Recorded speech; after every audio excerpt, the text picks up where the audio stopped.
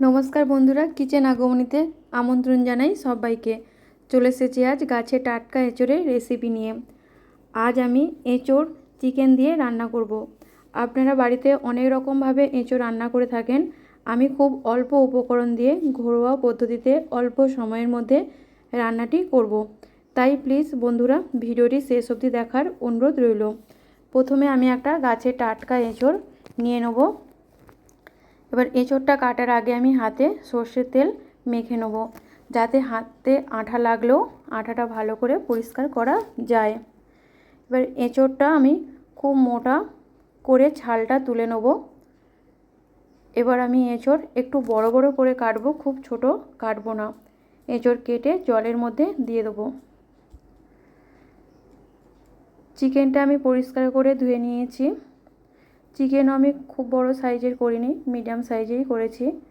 টক দই দিয়ে চিকেনটা মেখে আমি 1 ঘন্টার জন্য রেখে দেবো। উনুনটা জেলে কড়াইটা বসিয়ে দেবো। কড়াইতে দিয়ে দেবো জল। জলটা একটু উষুম গরম হয়ে এলে এবার আমি কেটে রাখা এঁচোড়গুলো দিয়ে দেবো। দিয়ে দেবো সামান্য একটু হলুদ আর সামান্য একটু নুন। এঁচোড় খুব বেশি সেদ্ধ করব না। এঁচোড়টা ফুটে উঠলেই, জলটা ফুটে উঠলেই এঁচোড়গুলো আমি তুলে নেব। আবার আমি কড়াইটা বসিয়ে দিয়ে দেবো সাদা তেল।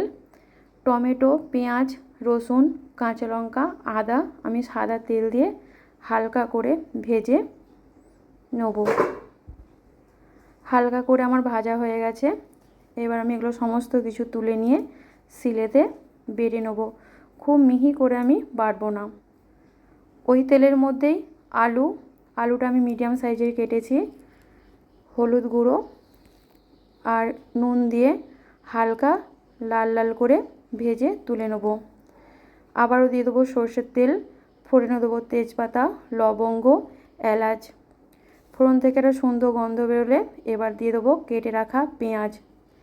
পেঁয়াজগুলো আমি হালকা লাল লাল করে ভেজে নেব। পেঁয়াজ আমার ভাজা হয়ে গেছে। এবার বেটে রাখা মশলাগুলো দিয়ে আমি নাড়তে থাকবো।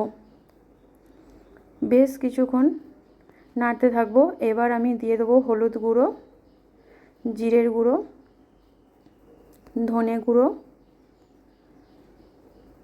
লাল লঙ্কার গুঁড়ো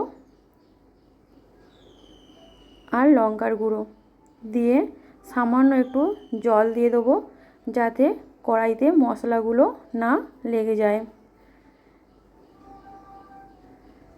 আবারও কিছুক্ষণ নেড়ে দিয়ে এবার দিয়ে দেবো সামান্য নুন।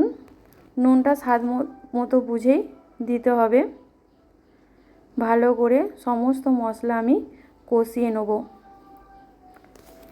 কষানো হয়ে গেলে এবার আমি দিয়ে দেবো দই দিয়ে মেখে রাখা চিকেন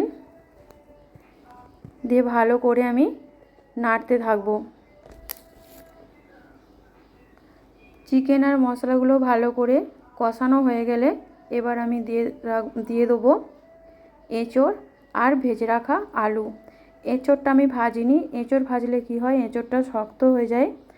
আপনারা চাইলে কিন্তু এঁচোড়টা ভেজেও দিতে পারেন। আমি সামান্য একটু সেদ্ধ করেই এঁচোড়টা দিয়েছি। এঁচোড়, চিকেন, মশলা সমস্ত কিছু ভালো করে আমি কষাতে থাকবো। কষানো হয়ে এলে এবার আমি একটা মশলা শুকনো খোলাতে নেড়ে গুঁড়ো করে নিয়েছি গোটা গরম মশলা, লবঙ্গ, দারচিনি আর এলাচ দিয়ে আবারও আমি ভালো করে কষাতে থাকবো।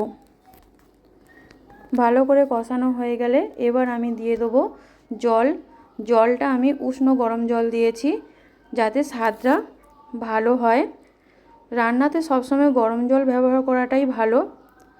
দিয়ে আমি ঢাকা দিয়ে রান্না হতে দেবো। সেদ্ধ হয়ে গেলেই আমার তৈরি এঁচোড় চিকেন। এই রেসিপিটি ভাত, রুটি, পরোটা সব কিছুর সঙ্গে পরিবেশন করা যেতেই পারে। আশা করি রেসিপিটি ভালো লেগেছে। ভালো লাগলে লাইক, কমেন্ট, শেয়ার করতে ভুলবেন না।